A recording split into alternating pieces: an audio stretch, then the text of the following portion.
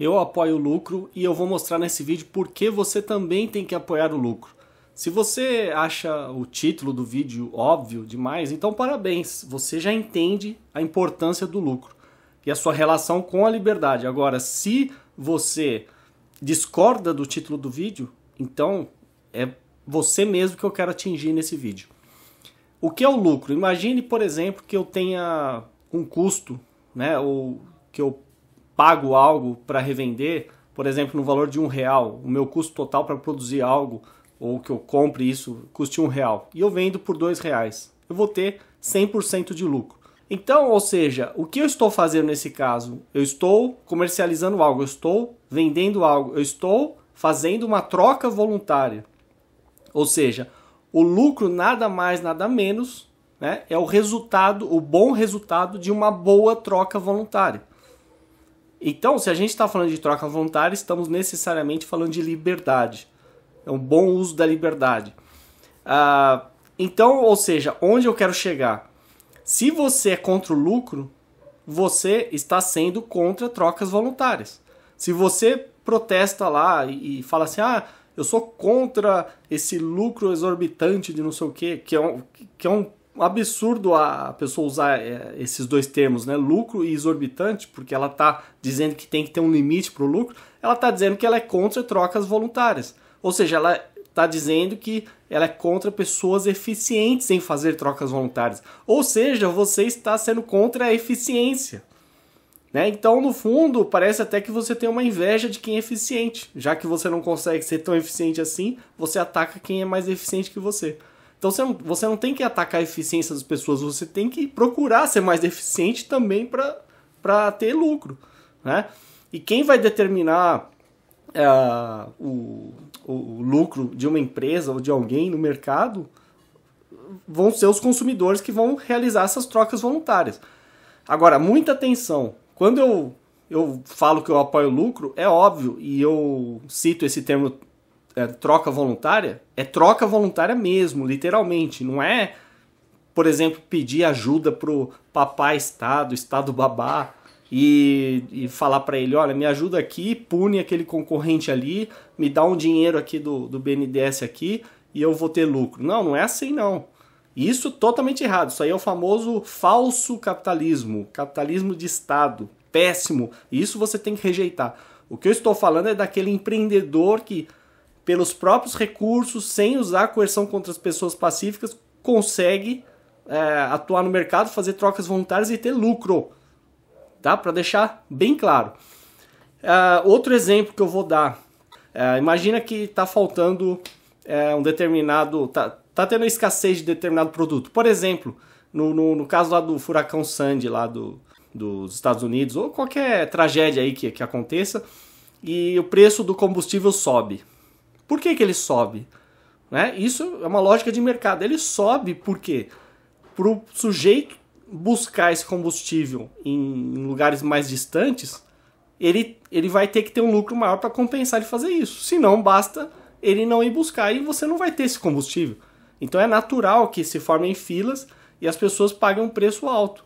Né? E aí vem um governador, geralmente, né, alguém, e proíbe que o preço do combustível seja aumentado. Ou seja, o que ele está fazendo? Ele está promovendo escassez, porque ele desestimula a pessoa de buscar esse combustível mais longe. Ou seja, se ela não pode ter mais lucro, então eu nem vou ter o trabalho de buscar. Isso vale, por exemplo, para a escassez de água. Né? Geralmente, falta água em algum lugar. Os caminhões-pipa estão cobrando um absurdo. Mas é claro que eles estão cobrando. Senão eles não têm estímulo para ir buscar essa água mais longe. Afinal, naquele local está faltando. Né? Por isso que o lucro, assim como o preço final, é importantíssimo. É um importante sinalizador de mercado. Né? É pelo preço que você vê se algo realmente está sendo escasso ou não. Né? Aprenda a ler o que os preços dizem para você. Eu vou dar um exemplo agora que é no mínimo paradoxal, tá? Para que vocês poderiam usar contra mim. Por exemplo, o YouTube. O YouTube, vocês sabem que o YouTube através do Google, né, claro, que é o dono, já declarou várias vezes que o YouTube não dá lucro para o Google. E isso é algo paradoxal. Então você fala, como é que pode um serviço como o YouTube se manter por todo esse tempo sem dar lucro? Isso é um indicativo, é um alerta para você tomar cuidado com o YouTube. Não estou dizendo para deixar de usar o YouTube, não estou dizendo que eu não estou dizendo que eu vou ser hipócrita aqui de falar, bom, eu estou fazendo vídeos no YouTube e é um serviço que não dá lucro. O que eu estou dizendo é que a gente pode perceber o fato dele não dar lucro através das decisões do próprio Google.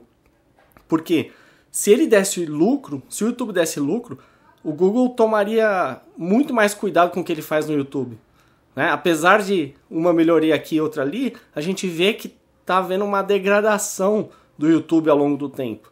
Né? Eles fazem mudanças que muitos vlogueiros aí já criticaram, parece que está cada vez pior o serviço.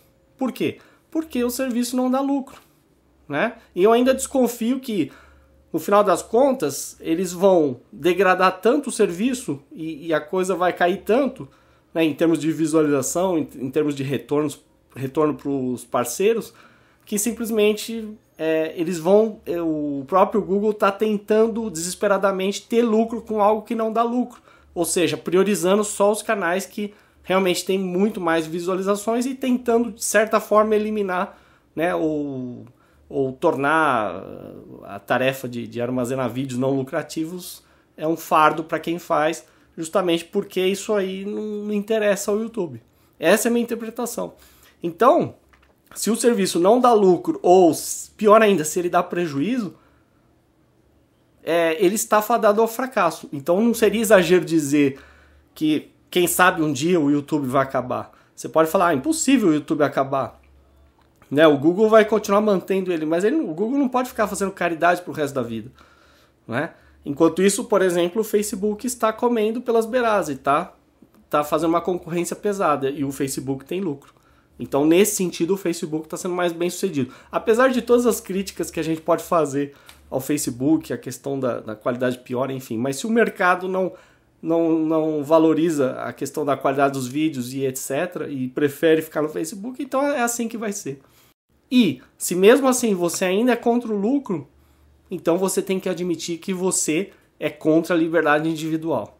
Porque outro paradoxo, outra contradição que eu vejo é o seguinte, a maioria das pessoas é contra o prejuízo, né? Porque elas são contra, elas falam assim, o sujeito que está fazendo um comércio ou negociando algo, ela não pode ter prejuízo, mas ao mesmo tempo ela também é contra o lucro, então não faz sentido.